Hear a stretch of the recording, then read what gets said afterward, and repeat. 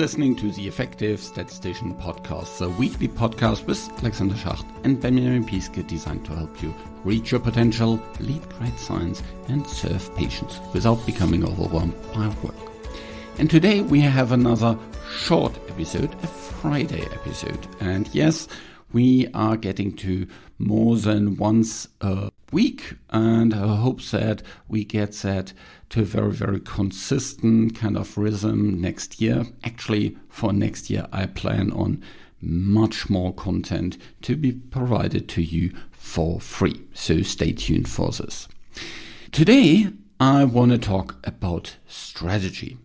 And strategy is a buzzword that you see everywhere, even in the titles. Yeah, there's the strategic planner and the strategic writer and the strategic whatsoever. And we have strategic development plans and strategic publication plans. And we have strategy advisors and all kind of different things.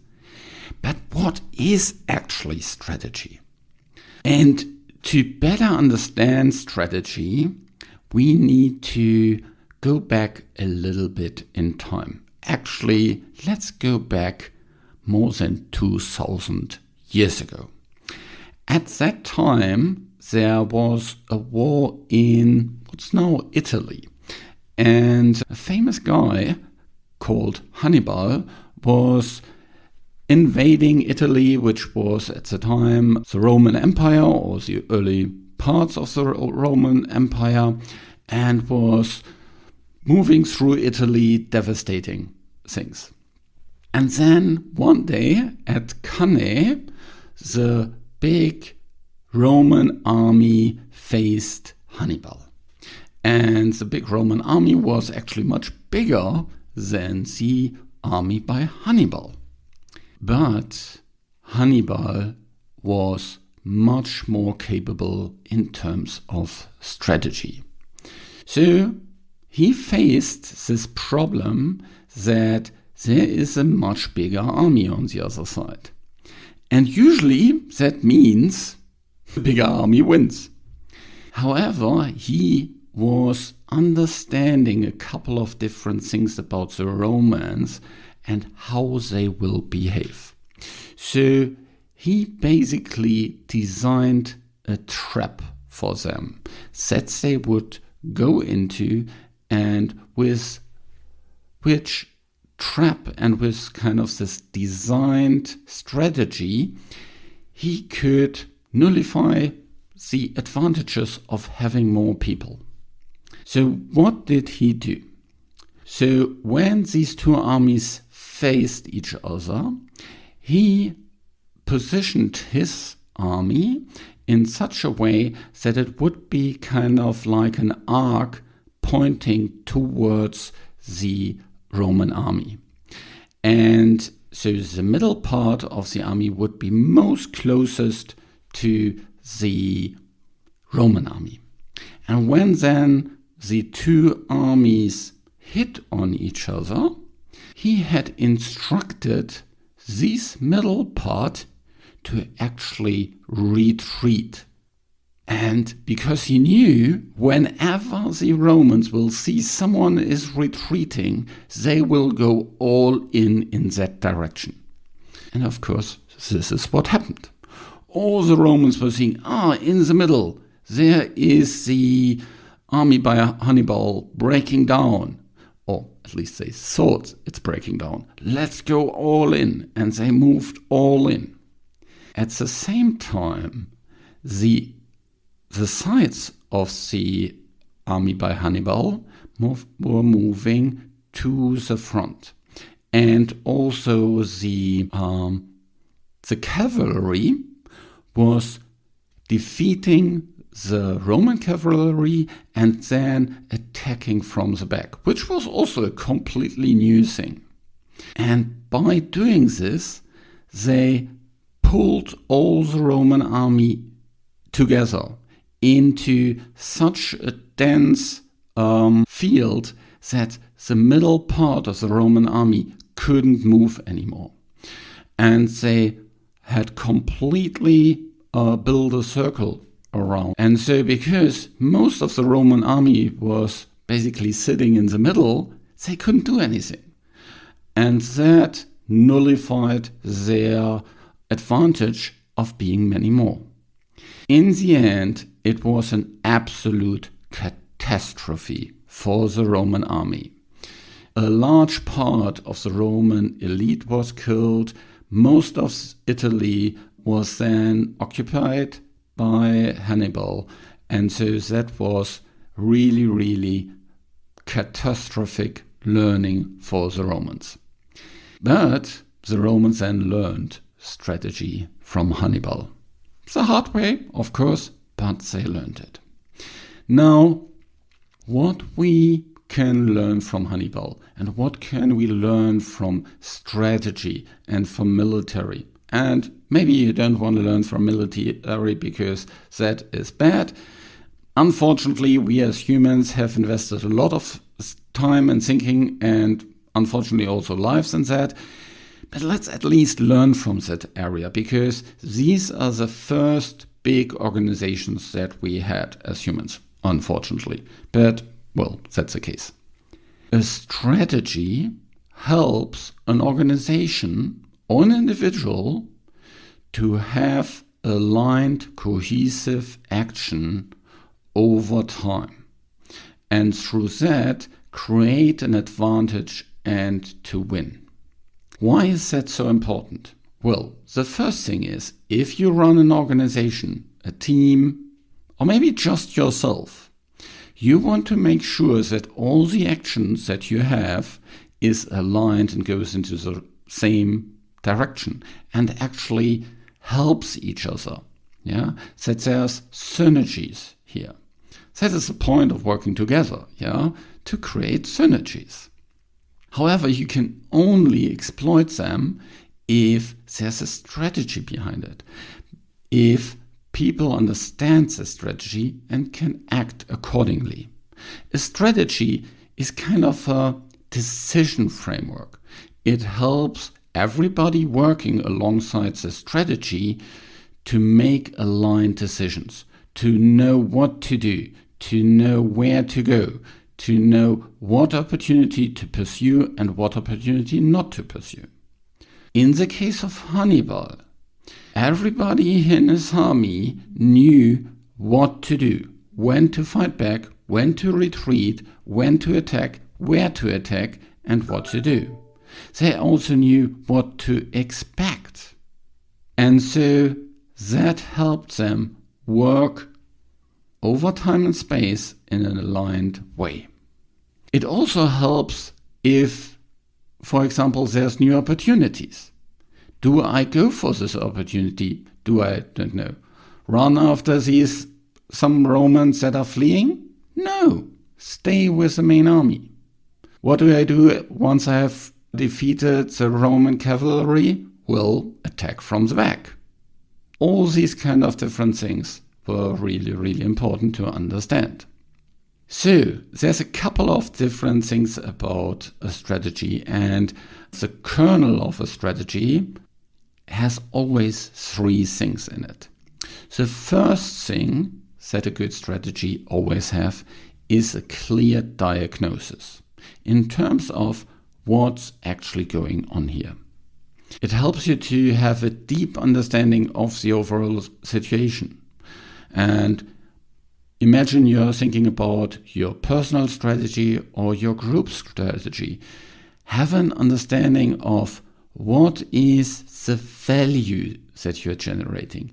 What are your competitive advantages?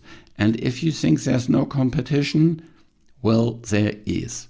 You maybe are not even aware about it. And so that is also part of it. The other thing is what's going around you. What are trends that you can capitalize on? All these kind of different things.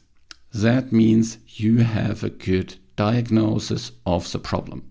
Of course, it also includes where do you want to actually go to? What is your objective? What does winning look like? The second thing is some guiding principles. In terms of Hannibal, Well, the guiding principle was we want to push all the Roman army in the middle so we can completely put them into a ring within our army and then defeat them. That was the overall strategy. Now you can have other strategies. Yeah. Let's say you, for example, think like there's a specific strength that you have. So you go all in on that strength and maximize that strength because that will maximize your competitive advantage. Maybe there's something that you do that nobody else is doing, like running a lot of trainings, like being really good in art programming, like whatever. It needs to be something that helps you drive better performance than anybody else. These are kind of guiding principles. The last thing that you need is a tactical plan. What will you actually do along these guiding principles to reach your goal? I very often talk about strategy for personal growth, and I very often talk about 4 pillars you can work alongside. The first is have good leadership skills. The second is be innovative. The third thing is have knowledge about the area you're working in. And the fourth is be excellent in what you do. Now, you can use these, for example, as kind of pillars and alongside define your guiding principles and develop your tactical plan to achieve that.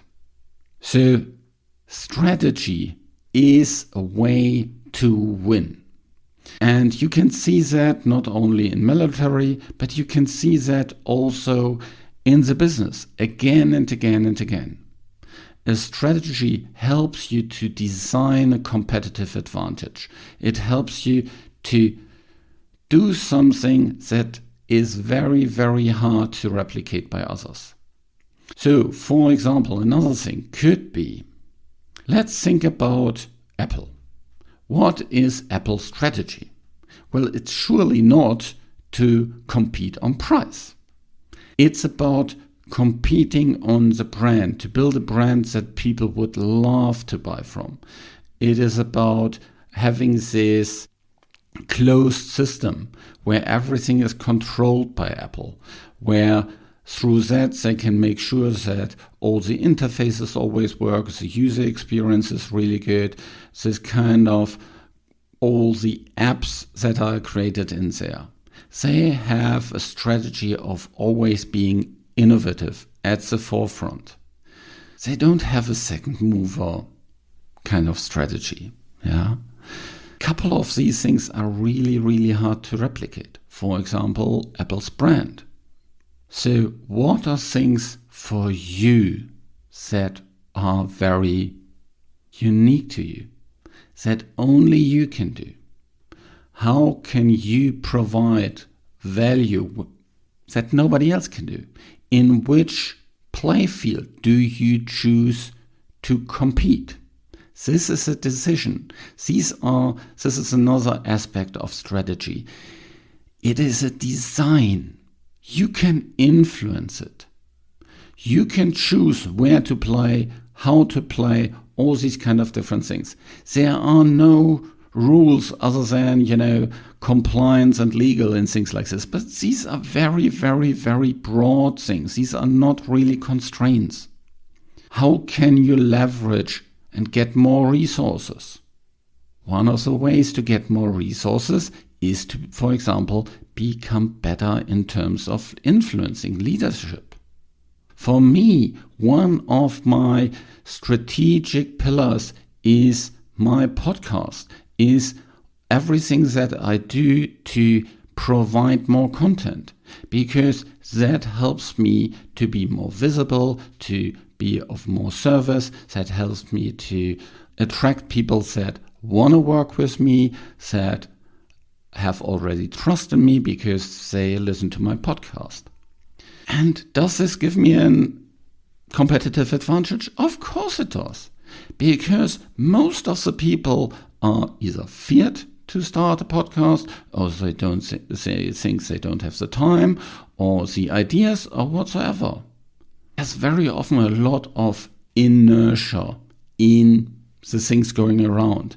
And that gives, for example, people that act, that move forward, that try, that have the courage to do something, a competitive advantage.